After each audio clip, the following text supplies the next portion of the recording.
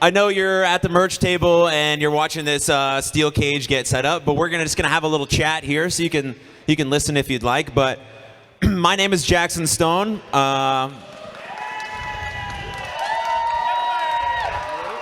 I used to be an active professional wrestler, but I've stepped away for a minute to kind of focus on some other things.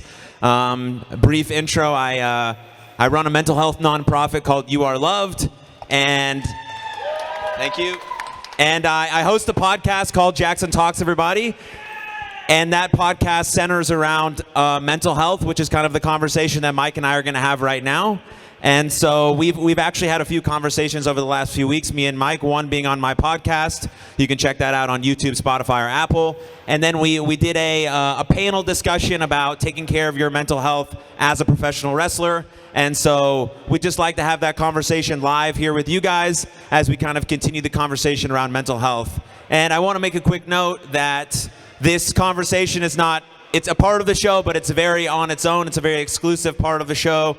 And so we're just going to have a candid discussion. If you do have questions or you feel like you want to say something, please let us know, but we're going to get into it now. So feel free to listen if you want. So Mike and I have kind of been talking about this idea of mental health, what it means to us personally. And so we're going to start off there. Mike, what does the idea of mental health mean to you? So first off, I just want to take this moment to address the fact that I think discussing mental health in the middle of a professional wrestling show is the coolest thing I have ever been a part of. And I mean that as a guy who has spent 21 years in this industry, and I can tell you that after 21 years, the bumps are not what hurts the most. It's what we do to our mind every single day, and how we treat ourselves, and how we talk to ourselves, and how we go about our day, and how we approach our day. And a brief history about me is not to get too deep, too dark, because this is a fun show. You guys rule, everything rules. But for me, I was a drug addict for 5 years. And it wasn't until that I got sober that I realized my addiction was caused because of my mental health. And it wasn't because of all the injuries I had. It wasn't because of all the tables I went through. It wasn't because of anything physical. I became a drug addict because of my mental health. And from that point on, when I got sober, I made it a point to make sure that anyone else in this industry that was struggling with it, that was dealing with it, that was going through it, or had family members that was going through it, that I would make it more accessible to talk about, more open, more honest. And I think that we're doing this tonight is so cool, because Jaxon knows how much of a proponent I am of just talking about this, just normalizing this, just telling people, hey, when you get injured, if you tear an ACL, you have to work on that and fix it. When your brain is injured, you have to work on that and you have to fix it. And I think that it's so important that we have this conversation, even if 2 people are listening tonight, even if no one listens tonight, just the fact that we're once again having this conversation, it's brilliant, and I commend you for it.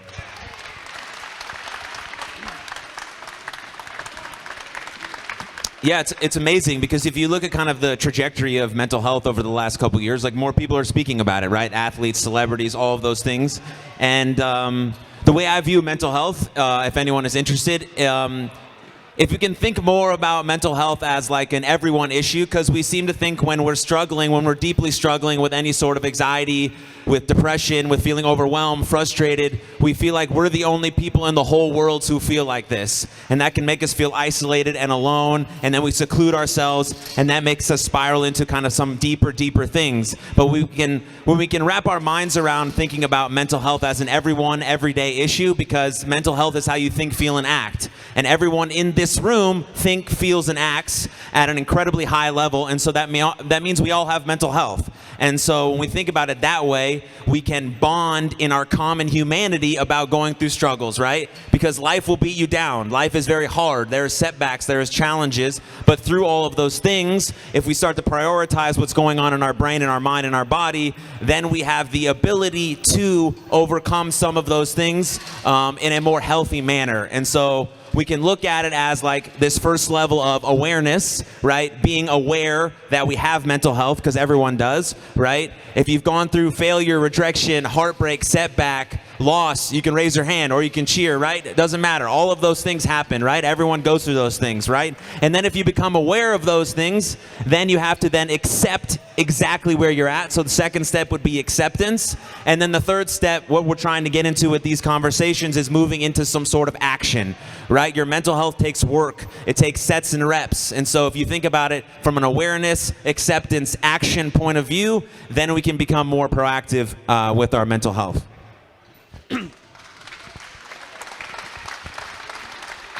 And so thinking about the action piece of our mental health, Mike, what are some things that you do daily to be proactive with your mental health? So for me, I think the biggest thing that we need to understand is that anything in life that we want to get better at, it takes practice. And for some reason, I think we have this stigma around mental health that you're either okay or you're not. And that's it. You're either born okay or you're born and you're not okay. And I felt that way for the longest time. I was like, I don't want to talk about this because I'm not okay. And if I'm not okay, that must mean I'm deformed in some way. And that means I can't fix it because it's just not fixable. But what I understood, what I started to learn to understand was if I took daily actions that I actively practice, trying to strengthen my mental health, trying to strengthen my mind, trying to strengthen my confidence, my accountability, my self-awareness. If I took daily practices for that, it wasn't going to happen overnight, but it was going to be a steady progression, and it builds and it builds and it builds. And you finally get to a place where you go, oh, okay, if I keep doing this, I'm going to constantly see improvement. So for me, I don't know if anyone has a morning routine out here, but a morning routine, waking up in the morning. Hey, to all the kids that are sitting out here, when you wake up in the morning, do not, I repeat, do not look at your phone for the first hour of the day. Woo!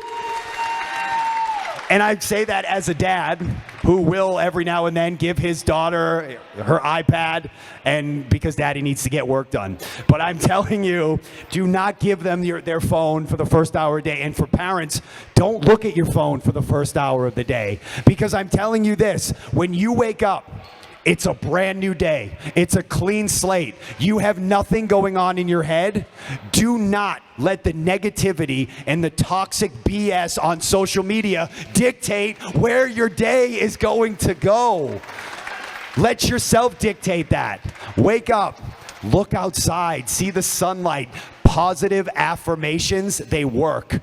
But as me and Jaxon have started talking about, honest, positive affirmations work. Be honest with yourself. Be honest about how far you've come. Be honest about the things you've overcome. Be honest about the things you still have to overcome. But be honest and be positive with yourself. Again, that's another thing that just sets your day off in a completely different direction.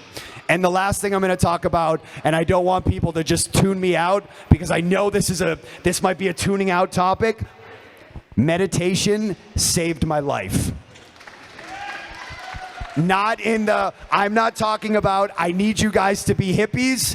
I don't need you to do anything where you're sitting in kumbaya. What I need you to do is just calm your brain down for 5 minutes. Think about something, think about a river, stare at something on the wall. Every time a negative thought comes in, practice pushing it out, because I promise you that will slow your mind down. That will set like a default tempo of who you are, and it will help you so much. Meditation saved my life. I hope you guys look into it. I'm not trying to sell anything. Do meditation, don't do it, but I promise you, you might come back to me and be like, holy cow, that actually worked. Yeah, meditation, journaling, finding a morning routine, all of these things are what you want to do is you want to start developing what's called a mental health toolkit, things you can add to your toolkit so you can be proactive about your mental health. And just one last note before we get to the steel cage match is that when you're thinking about starting these little habits, you want to make these habits too small to fail. And I mean this by, if you're trying to start a meditation routine, telling yourself that you're going to meditate 6 days a week for 60 minutes each day is a very lofty, daunting goal. But why not tell yourself that I'm going to take one deep breath every single day? You can do one deep breath, right? And then when you do one deep breath, you get some bonus reps in. You get 2, you get 3, you get 4. But you're making these habits too small to fail. So you can do that with anything. If you want to start journaling, okay, I'm going to write down one sentence in this journal 3 days a week. Fantastic. You want to start working out? I'm going to do one push-up every day. You make these habits too small to fail, and then you start building on them, and then you become the person who says the things they're going to do, and you build accountability and trust within yourself, and that's all about being proactive and taking care of your mental health and building this sort of toolkit around it so we can become the best versions of ourselves, right? Because every single person in this room holds the agency and power to create the best version of yourself. You just have to first believe it in yourself and then create that life outwards with the things that you believe and the things that you do. And Mike, any last words? Yeah, I think this is something that I've been really dealing with in my brain a lot, and it's really just helped me with everything about staying positive and keeping a positive mindset and dealing with my mental health. Guys, I mean this from the bottom of my heart. Every single person here, you can look to your neighbor, look at them, look at the person sitting next to you. That person, even if you don't know them, they are dealing with a battle that you couldn't even completely possibly fathom or understand. Just like if you were to look within yourself, you are dealing with a battle that you think nobody else understands. We are all humans. We are all flawed, screwed up, really strange, difficult humans. And when you realize this, you realize we have so much more in common than we could ever possibly imagine. We don't always have to agree on everything, but we are all humans, and we all deal with the same crap, the same BS. We all deal with the same pleasures, the same happiness. We are all the same person. And once you realize we are just trying to survive with the tools we've been given, it will help you see people in a different way. And when you see people in a different way, you tend to think in a different way. And when you think in a different way, your mental health just tends to get better through that progress. Amazing. So once again, you can find Mike and I's longer chats, about an hour and 30 minutes long, on my podcast called Jaxon Talks Everybody. And that's all we have for today. So thank you. One last thing.